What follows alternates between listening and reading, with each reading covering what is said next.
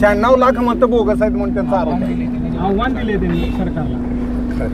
ज्यांनी याद्याच पहिल्यांदा बघितलं त्यांना कसं कळालं हेच मला कळलं. मुळात याद्या वाचल्या पाहिजेत, बघितल्या पाहिजेत. याद्यामध्ये मतदान किती आहे, कुणाचं आहे हे तपासलं पाहिजे. ज्यांनी याद्याच आज पहिल्यांदा बघितल्या असतील त्यांनी या विषयावर चर्चा करणं काही मला उचित वाटत नाही. आणि संजय राऊत म्हणतायत की आम्ही मोर्चा काढू. विरोधी पक्ष आता हातात काय राहिलं नाही. जनता आपल्यासोबत नाही. निवडणुकीमध्ये पराभव होणार आहे हे निश्चित आहे आणि याची खात्री पटल्यामुळं आता निवडणुकीपासून पळायचं आणि आपलं खापर निवडणुकीच्या आधीच मतदार यादी फुटायचं. आत्तापर्यंत EVM होतं, आता मतदार यादी आलेलं आहे. पुन्हा आणखी कशावर येणार आहे. त्यामुळं हे अस्वस्थ झालेली जनाधार गमावलेली नेते आहेत. ते स्वतःचा पराभवाबद्दल अस्वस्थ आहेत. मला नाही वाटत काय उपयोग होईल.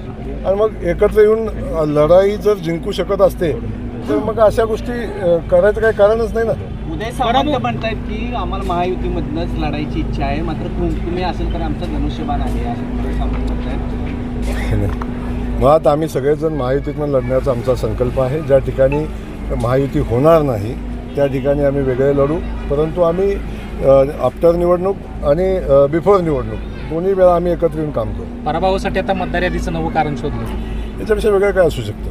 पण मुळात मतदार यादी वाचल्यावर कळेल ना मतदार आज जास्त आहेत का कमी आहेत. आपलेच 3 आमदार ज्या पद्धतीचे सांगत होते की आम्ही इतके बोगस मतं आणली, इतके हे आणले, हे त्यांचे बोगस मतं आणली नाही म्हटले. माझ्या मतदारसंघातली मुंबईत राहणारी 20,000 25,000 मतं आहेत. प्रत्येकाच्या मतदारसंघामध्ये कोकणातली लोकांना पुण्या मुंबईमध्ये मतदान आहे. याही मतदारसंघातली काही लोक पुण्या मुंबईमध्ये राहतात. ते मताला आणणं याच्यात काय गैर आहे आणि हे काय माहिती नाही का. त्याचा गैरअर्थ हे सगळं माहिती आहे. नाही जाणीवपूर्वक गैरअर्थ काढला आहे, घेतला नाही आहे. जाणीवपूर्वक गैरअर्थ काढला. पराभव आता. ताज्या घडामोडी जाणून घेण्यासाठी शिवशाही न्यूज यूट्यूब चॅनलला सबस्क्राईब करा. आपण हा व्हिडिओ फेसबुकवर पाहत असाल तर फेसबुक पेज फॉलो करा आणि शिवशाही न्यूज.com या आपल्या वेबसाईटलाही भेट द्या.